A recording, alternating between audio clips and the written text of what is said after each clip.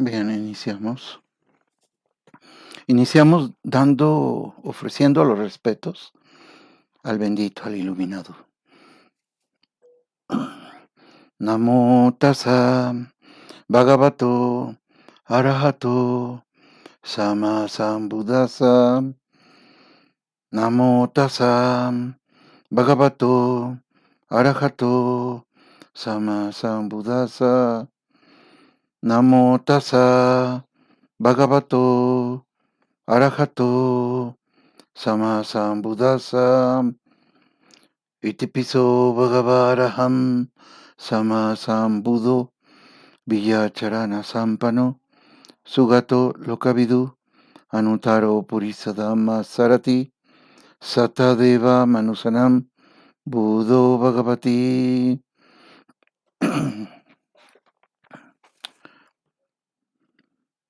Una de los temas que debemos de tratar de entender al inicio del camino es observar y tomar conciencia, darnos cuenta de qué manera estamos actuando, de qué manera estamos emprendiendo nuestras acciones, ¿sí? Si son con placer, o sea, placenteras o dolorosas en un presente, y darnos cuenta qué van a producir, si van a producir pena en el futuro o placer en el futuro, de acuerdo a nuestras acciones en el momento presente. Es darse cuenta y preguntarnos, ¿cuál va a ser su resultante? ¿Va a ser placentero o doloroso? Y en base a esto, el iluminado dio un discurso. En realidad son 3 discursos, entre otros, desde luego, en donde habla de este tema, y en esta ocasión es el primero, ¿sí? El principio de la toma de conciencia, de darnos cuenta de qué manera estamos actuando. Entonces dice Bhikkhus, hay 4 maneras de emprender las cosas. ¿Cuáles 4? Hay una manera de emprender las cosas que es placentera. En realidad hay una manera de emprender o de iniciar nuestras acciones.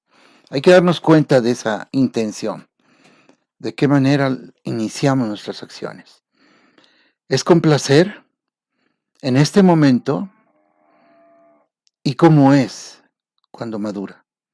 La primera madura, inicia con placer, y cuando madura, sí, la resultante es dolor, sí. Entonces, lo que se inicia con una intención placentera al inicio, el resultado va a ser sufrimiento, va a ser insatisfacción en el futuro. También, cuando inicias algo que te parece doloroso, penoso, difícil, en el momento presente, en ese momento que se vive, y madura como dolor también en el futuro, como sufrimiento, como insatisfacción. Y también está la otra que es problemática en el inicio, sufrimiento desde el inicio, y termina como placer en el futuro.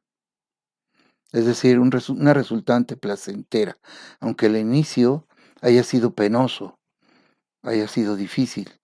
Y hay otra manera también de iniciar una acción, que es placentera la acción, en el momento en que la realizas, y madura también como placer.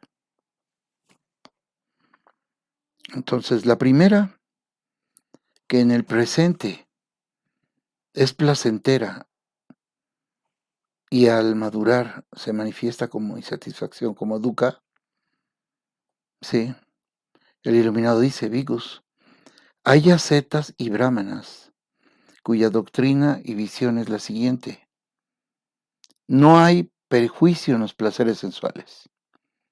Entonces, llénense de placeres sensuales. Diviértanse con esas mujeres errantes que llevan el cabello atado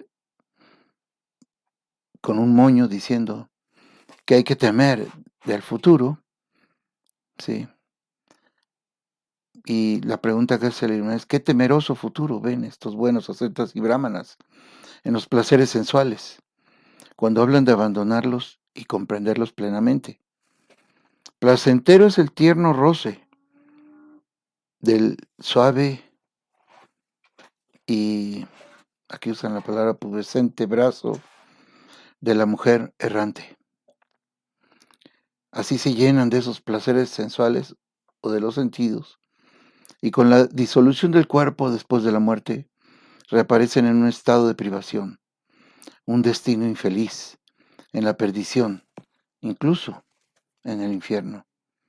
Allí, mientras sienten dolor, tormento y desgarradores sentimientos, exclaman: este es el temeroso futuro de aquellos buenos ascetas y brahmanas veían en los placeres sensuales cuando hablaban de abandonarlos y comprenderlos plenamente.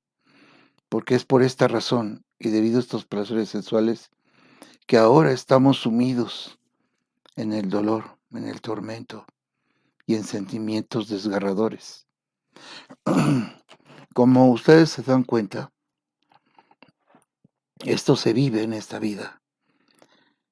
El iluminado va más allá y habla de la existencia que viene.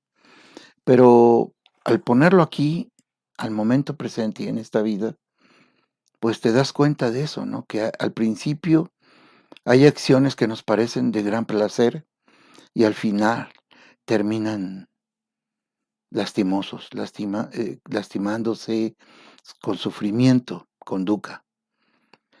Por eso habla de las mujeres errantes, es decir, de cortesanas.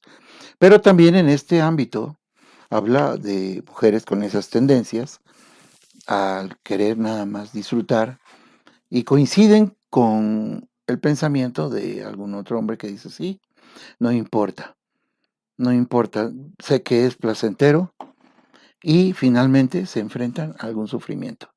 Es así como hay personas que, teniendo esposa, tienen relaciones con algún tipo de mujer, así que aún sabiendo que es casado, pues se dejan llevar por las promesas, por lo que le diga. Y bueno, la lujuria hace que prometan hasta la luna. Y la mujer pretende a sí misma, se convence a sí misma de que él está diciendo la verdad. Sí. Y puede ser así, puede ser de otras maneras. La cuestión es que finalmente esa relación va a traer sufrimiento.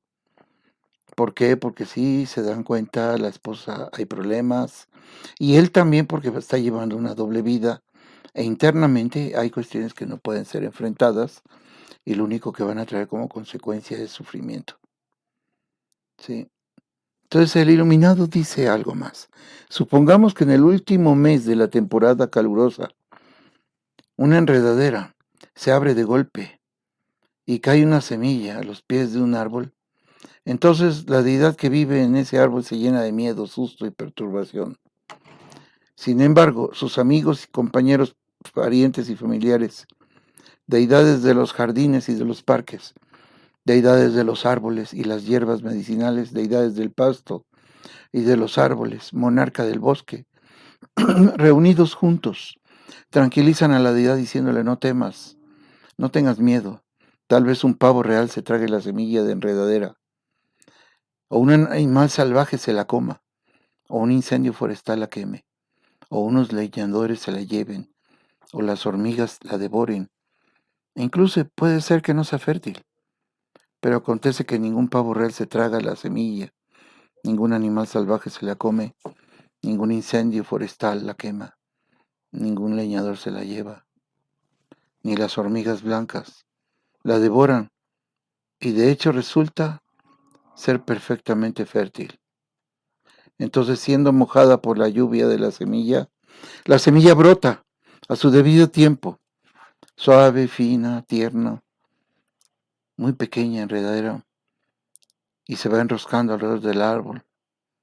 Entonces la divinidad que habita en el árbol piensa, qué temeroso futuro vieron mis amigos y compañeros, parientes y familiares en esta semilla enredadera, cuando se reunieron y me tranquilizaron. ¿Cómo lo hicieron? Placentero es el tierno rosa del suave y pubescente zarcillo de la enredadera. Mas luego, cuando la enredadera rodeó el árbol, hizo un dosel sobre él y cubriéndola con una cortina todo alrededor, dividió sus principales ramas.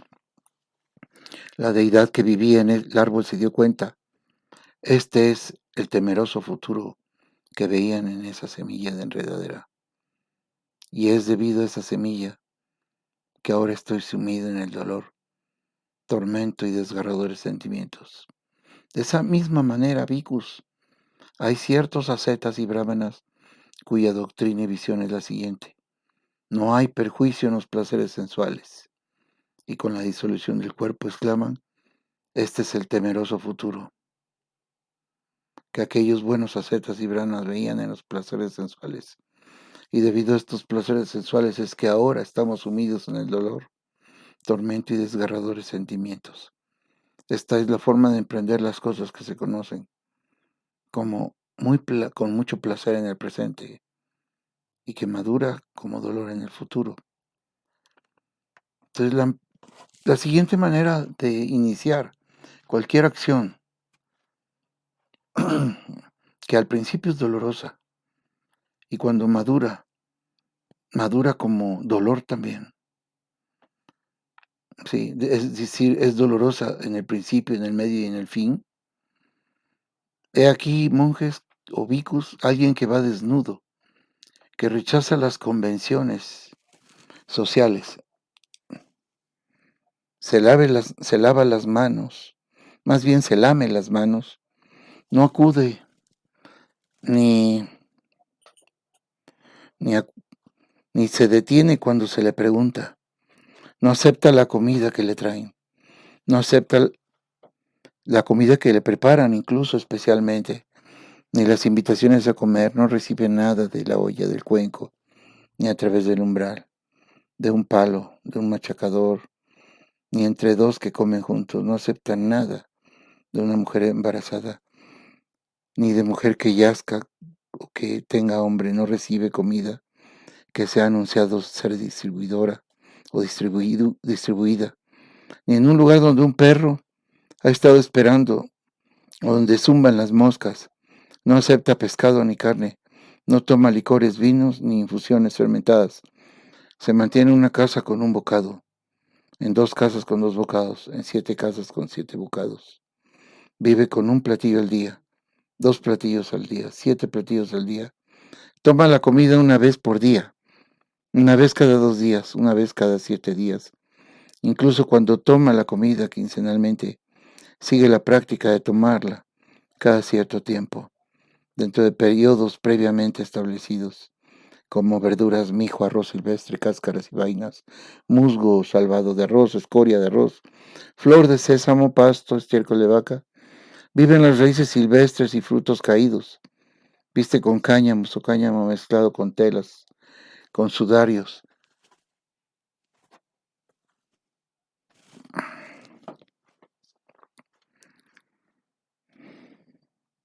Viste con corteza de árboles, con piel de antílope, con tela del pasto cusa, con tela de corteza, tela de virutas de madera o pelos de la cabeza, con lana de animales.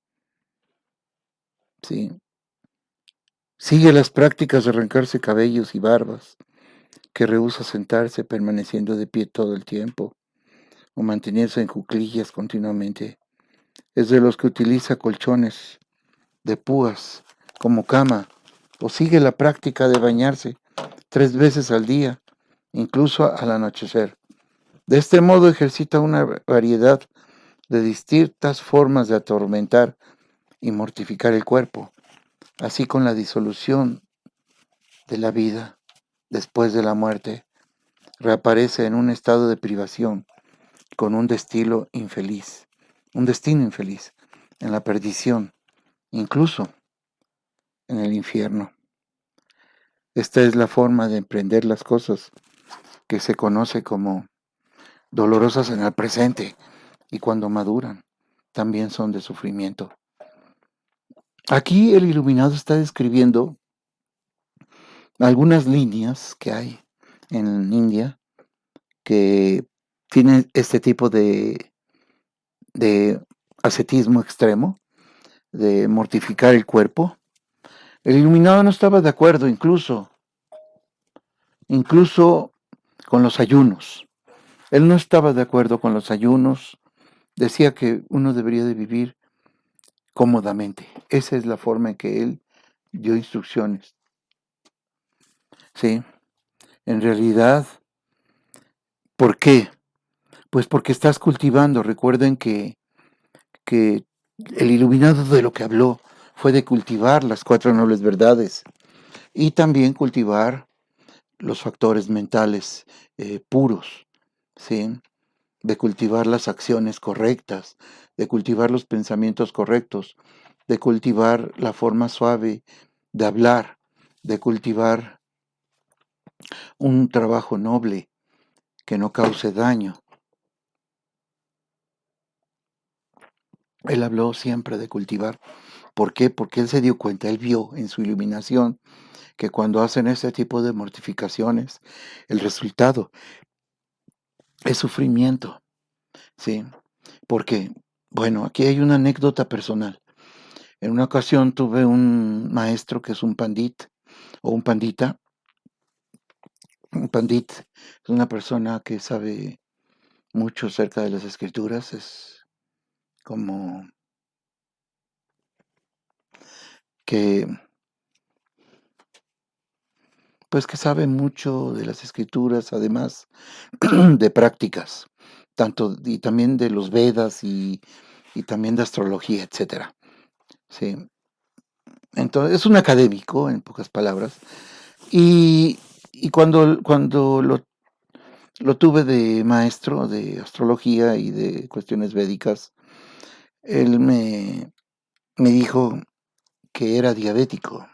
Le pregunté qué es lo que pasó, sus papás son diabéticos o cómo fue.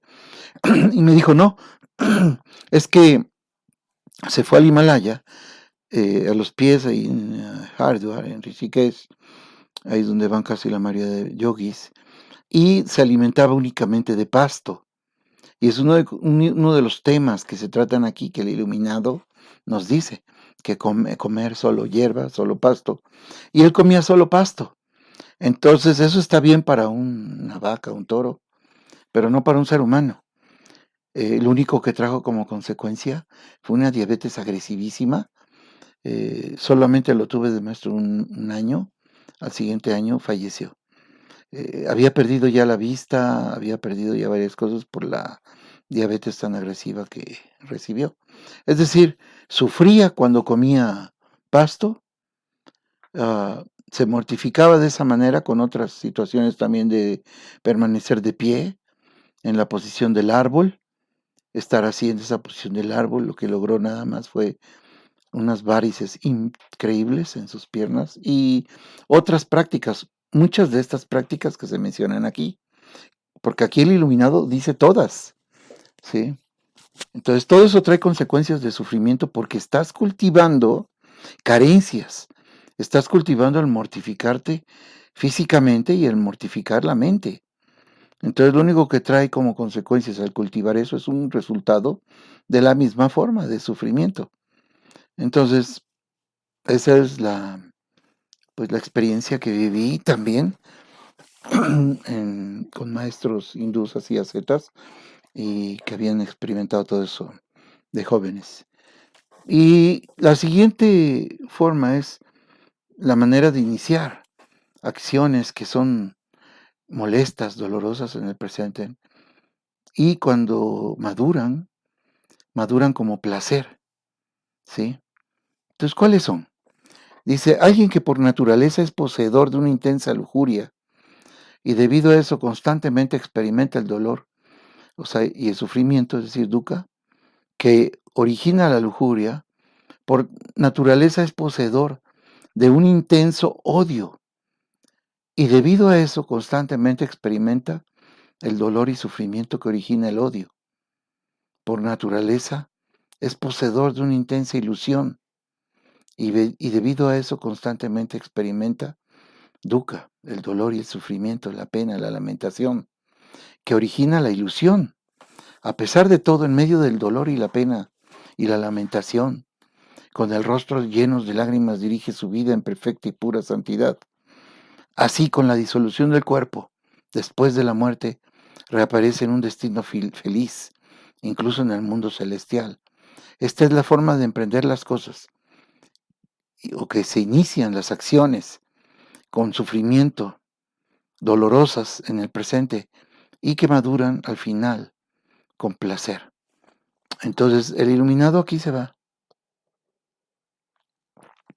Como les mencioné al principio, él ve la última realidad y esta es la última realidad de esta forma de actuar. Pero vamos a ponerlo también en la vida, de esta vida en el momento. Cuando realizan una disciplina, puede ser de gimnasia, puede ser de arte marcial, puede ser incluso de yoga. Al principio es difícil. ¿Por qué? Pues te duelen los ligamentos, porque vas a empezar, primero empiezas con elasticidad, empiezas a desarrollar condición física y eso es molesto. Sin embargo, tú sigues, incluso fisiculturismo, ¿no? Cualquier tipo de deporte también, al principio es difícil, voleibol, te empieza a doler el hombro, si es tenis también, hasta puede ser que tengas el mal del tenista, en fin, al principio es difícil. Ahora imagínense cuando empiezas algo importante en tu vida, ¿sí? Algo importante, inicias una actividad para ganarte la vida, en fin, y con mucha ilusión, que es la que habla aquí el iluminado, pero fue elaborada en base, ¿sí? De la lujuria. Fue con un deseo detrás de lujuria, entonces no importó que fuera difícil, ¿sí? Entonces hay gente que vive, ya hemos tenido muchos ejemplos, de que su vida así es, está marcada por la lujuria. ¿Por qué? Pues por formaciones mentales experimentadas, sí, por las tendencias latentes desde la niñez, debido a un padre también con lujuria, una madre también con lujuria, y lo único que sigue es la lujuria. Entonces, pues no puede evitarlo, ¿sí? Es intensa la lujuria. Y entonces eh, experimenta dificultad para satisfacer esa lujuria. ¿Por qué? Porque es penoso, tal vez no encuentre compañero, si es mujer no encuentra compañero, le es difícil, es rechazado, incluso rechazada, ¿sí? Y esto es únicamente, la causa es la lujuria, causa más dukkha. Entonces, ya su naturaleza también está llena de odio, ¿sí? Esto es dosha, el primero es loba, ¿sí? Lleno de dosha, de odio, y entonces experimenta sufrimiento por el mismo odio. Pero lo curioso de esto, lo más difícil y penoso es que ni siquiera sabe que es sufrimiento. Nada más lo que menciona y lo que manifiesta es que, oh, me está pasando esto, como si fuera víctima, ¿sí? Y entonces también es poseedor de una intensa ilusión, ¿sí? Moja, una ceguera completa a no poder ver la realidad o no poder ver ni siquiera lo que está pasando. Y entonces siempre está experimentando dolor y sufrimiento, que lo origina precisamente este moja. Es loba, dosha, moja, los tres juntos. Pero a pesar de todo este dukkha, ¿sí? Llega un momento en que por alguna acción noble, en alguna vida pasada, o en esta misma vida incluso, madura y surge la vergüenza y el arrepentimiento, entonces llora. Y en medio del dolor y la pena, tal como lo dice el iluminado con el rostro lleno de lágrimas, se da cuenta que tiene que tener un cambio y dirige su vida a la perfección y una vida pura. Entonces la dirige con firmeza, ¿sí? La dirige con firmeza y no cede ante ninguna tentación. Es firme en cuanto a su resolución de dirigir su vida hacia la perfección y a la pura santidad. Entonces, cuando muere, reaparece en un destino feliz. Incluso dice aquí el iluminado en el mundo celestial, ¿sí? Aún estando en el plano celestial, se termina esas causas y regresas nuevamente aquí. Pero en fin, esta es una manera más, ¿no? Que ya depende si logra la liberación completa y la iluminación. La verdad, cuesta trabajo encontrar a alguien que enseñe de principio a fin, ¿sí? Entonces tardé años para poder encontrar a un maestro que me enseñara de principio a fin. Y después de practicar y que él me enseñara de principio a fin y que me transmitiera un elemento, eso sucedió paulatinamente y primero fue la apertura de los ojos y después me enseñó cómo poder cultivar la transición de una persona ordinaria a Sotapana, a la primera etapa de Maga, del camino, y, y el final también, sí. Aunque no haya llegado hasta allá, pero sí me enseñó cómo hacerlo. Y en su momento sucedieron muchas cosas. Entonces, si alguien tiene la suerte o la fortuna, el buen mérito, si a mí me costó mucho tiempo, 40 años, y esta persona pues tal vez desaparezca pronto de este plano y no sé si siga dando clases. Y entonces ya en este plano ya puedes encontrar a otros maestros más. Desde luego siempre hay gente que se queda pegada a la imagen que se pudo haber tenido antes, pero sí se logra. Entonces la cuarta, eh, todas las acciones que se realizan al principio son placenteras y maduran como placenteras también en el futuro, ¿sí? Su naturaleza, debido a su naturaleza, no es poseedor de una intensa lujuria. Ya su naturaleza es así, calmada. Y debido a que no experimenta el dolor y sufrimiento que origina la lujuria, por naturaleza no es poseedor de un intenso odio. Y debido a esto no experimenta el dolor y sufrimiento que origina el odio. Por naturaleza no es poseedor de una intensa ilusión. ¿Sí? Y debido a eso no experimenta el dolor y el sufrimiento que origina la ilusión. De este modo, apartado de los placeres sensuales, apartado de los perjudiciales estados mentales, él entra y permanece en la primera absorción, en la primera llana que el iluminado así le llamó.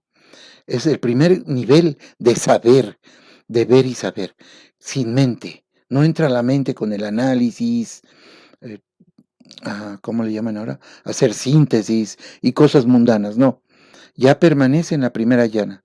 Aún así esta práctica es mundana, aún así todavía no pertenece al plano supramundano, ¿sí? En esta primera llana, o como le llaman en el yoga, primer plano de samadhi, consiste en un arrobamiento y felicidad nacidos de la reclusión. Es decir, la persona tiene piti y el arrobamiento es vitaka vichara. Entonces, porque esto es el vitaka vichara y el piti surge de la reclusión. ¿Sí? Estos tres, vitaka, vichara y piti. ¿Sí? Entonces, eso es de la reclusión y del control de los sentidos. Entonces, acompañado, dice el iluminado, por el pensamiento aplicado y sostenido. Es decir, ekagata. El pensamiento aplicado y sostenido es aplicado y sostenido es vitaka vichara. Y piti. Al calmarse el pensamiento aplicado y sostenido, ya el calmarse significa que el pensamiento aplicado y sostenido ya está en él. Ya no necesita seguir cultivándolo porque ya lo maduró. Entonces, cuando madura ese estado de Vitaka Vichara o de mantener el pensamiento aplicado y sostenido, entra y permanece en el segundo yana, ¿sí? El cual tiene placidez interior y la unificación mental, es decir, tiene piti, tiene paz interior, placidez interior, placer, que es Sukha Vedana, y la unificación mental, que es Ekagata. La ha unificado en la mente y ya pasó por todos los peldaños para lograr Samadhi. Entonces, aquí consiste en arrobamiento y felicidad nacido de la concentración ganada. Esta segundo samadhi o segunda yana, segunda forma de saber, porque lo que estás sabiendo es la realización de estos temas que él está hablando aquí.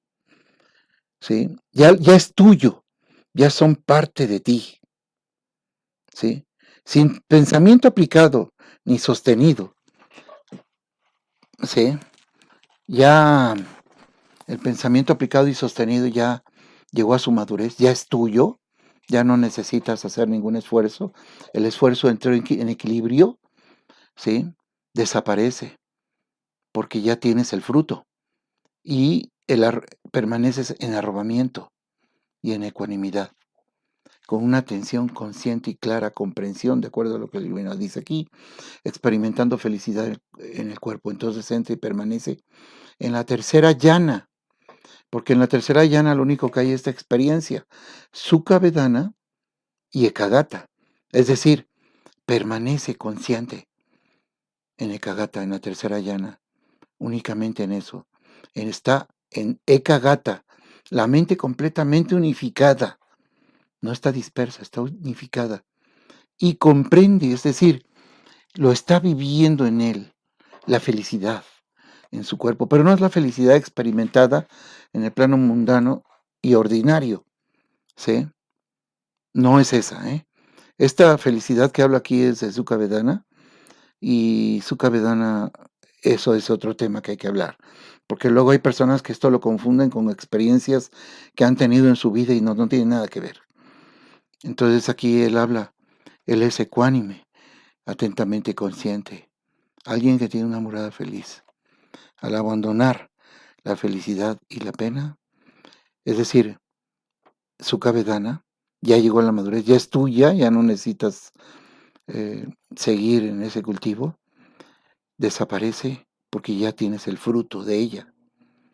Y entonces entra y permanece en el cuarto yana o en el cuarto samadhi, que no hay pena, ni es placer, y tiene la purificación de la atención consciente, es decir, ya no entra a la mente para nada, permanece con ecuanimidad, y la ecuanimidad es upeka.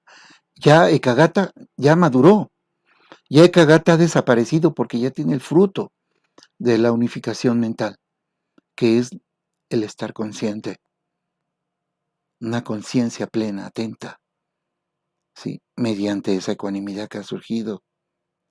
Y entonces así, como ha tenido sus logros, con la disolución del cuerpo después de la muerte, reaparece en un destino feliz, incluso en el mundo celestial. Esta forma es de emprender las cosas o las acciones que se conocen como placenteras en el presente y maduran como placenteras en el futuro. Entonces estas son las 4 maneras de iniciar las acciones. ¿Sí? Entonces todos los bhikkhus que estaban en ese momento se sintieron satisfechos y deleitados con las palabras del bienaventurado. Entonces les pido que disciernan sobre este tema para que ustedes puedan realizar esto. Desde luego, ya de lo que habla de los primeros samadhis y todo eso, requieren de un entrenamiento. No vaya a ser que también suceda lo que ha sucedido con algunas personas que creen tener experiencias de haber superado Vitaka Vichara y que creen haber entrado en llanas. No, no. Hay otras maneras, hay otras formas. En el monasterio tenemos un monje ya grande, pero él es experto en absorciones. y a uno cuando está practicando las absorciones lo mandan con él. Y él lo ve a uno y dice, regrésate a practicar, todavía no entras. Y solamente deja entrar a su kuti o a su cabañita a las personas que él ve que ya entraron en samadhi.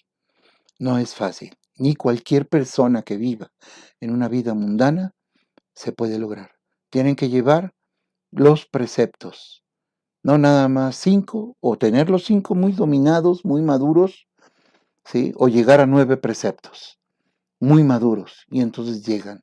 No hay que soñar en esto, porque el soñar es moja que está actuando sobre de ti. Hay muchas cosas más de qué hablar aquí. No es tan simple como lo estoy mencionando,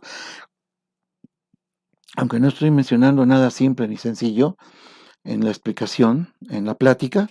Realmente hay mucho más, ya con aspectos, digamos, superiores, ya usando samadhi, ya usando vipassana, porque vipassana solamente es cuando tienes samadhi, si no, no surge nada y es imposible que tú veas vipassana.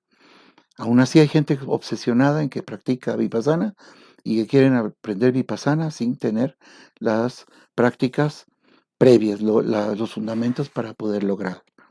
Entonces disciernan como con esta plática que tuvimos, y el que esté interesado puede solicitar, tomar el, el taller introductorio o la información de introducción, y ya después veremos, se verá la honestidad de cada quien, pero con uno mismo, no con uno. Bien, se los dejo ahí y espero que continúen. Namo Buddhaya.